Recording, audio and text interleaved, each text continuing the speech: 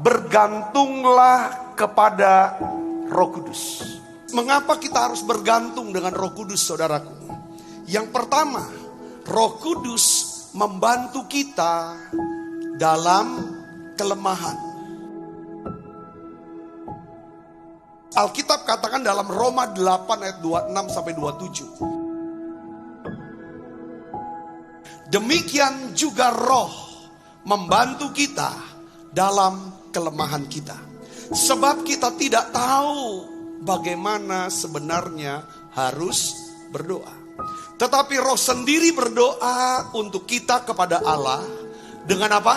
Keluhan-keluhan yang tidak terucapkan. Dan Allah yang menyelidiki hati nurani mengetahui maksud Roh itu, yaitu bahwa ia sesuai dengan kehendak Allah berdoa untuk orang-orang kudus. Kenapa kita harus bergantung sama Roh Kudus? Karena Roh Kudus, Dia bisa jadi sahabat kita yang sejati. Dia bisa menjadi penasehat dan penghibur kita.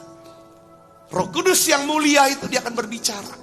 Saudara, dengan bahasa sorga yang dimengerti oleh surga.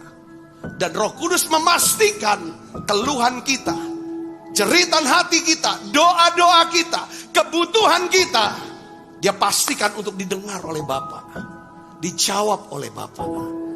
Ketika kasih dari Bapa dicurahkan ke hati kita, membasahi hati kita, pada saat itulah hati kita diubah menjadi apa? Menjadi baru. Di mana kekhawatiran, ketakutan itu lenyap, diganti oleh kekuatan baru, damai sejahtera dan iman yang menyelamatkan. Yang kedua, Roh Kudus itu berfungsi sebagai meterai, memeteraikan kita. Efesus 1 ayat 13 sampai 14 katakan, di dalam Dia kamu juga, karena kamu telah mendengar firman kebenaran, yaitu Injil keselamatanmu, di dalam Dia kamu juga ketika kamu percaya, baca keras, dimeteraikan dengan apa? Roh Kudus yang dijanjikannya.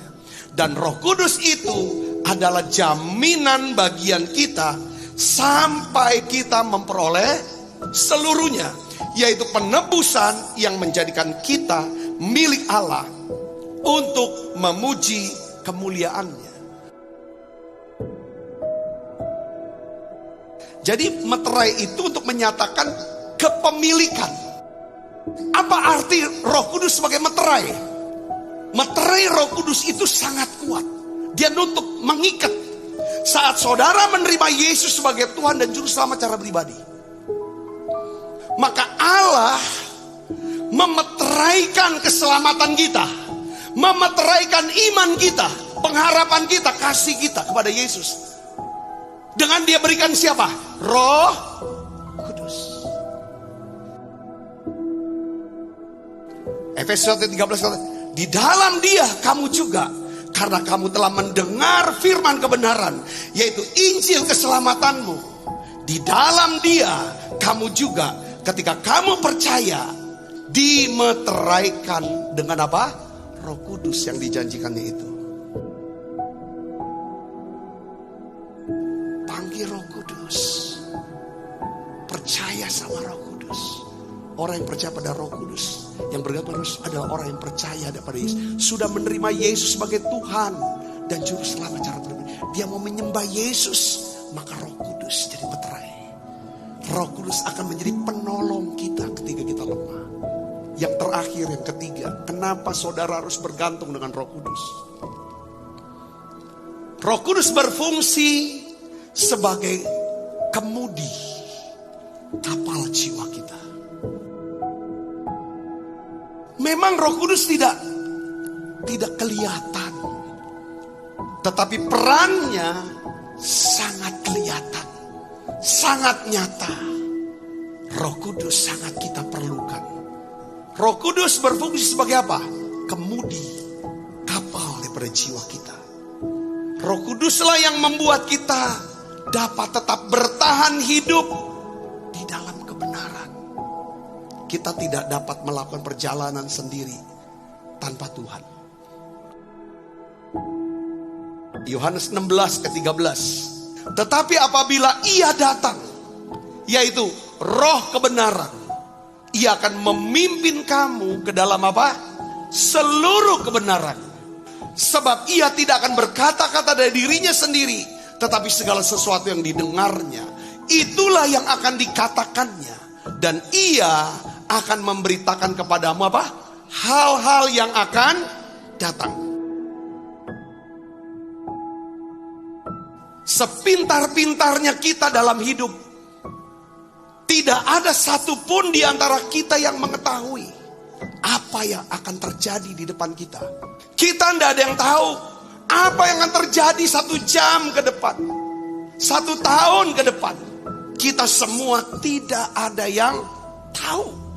Tetapi kalau kita mau bergantung kepada Roh Kudus, kita mau dipimpin oleh Roh, maka Roh Kudus akan memberitahukan kita apa yang akan terjadi besok, apa yang terjadi minggu depan, bulan depan, dan apa yang harus kita lakukan.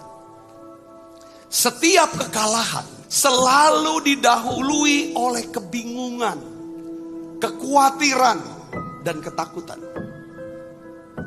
Sebab sebelum iblis berhasil mengikat hidup kita, menguasai dan menaklukkan kita, saudaraku, iblis biasanya akan membuat saudara menjadi apa?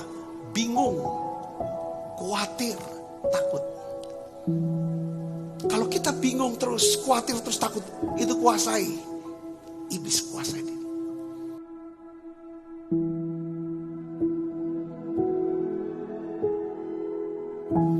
Kalau Roh Kudus memenuhi kita, saudaraku, maka Dia akan memberikan kita terang, pengertian.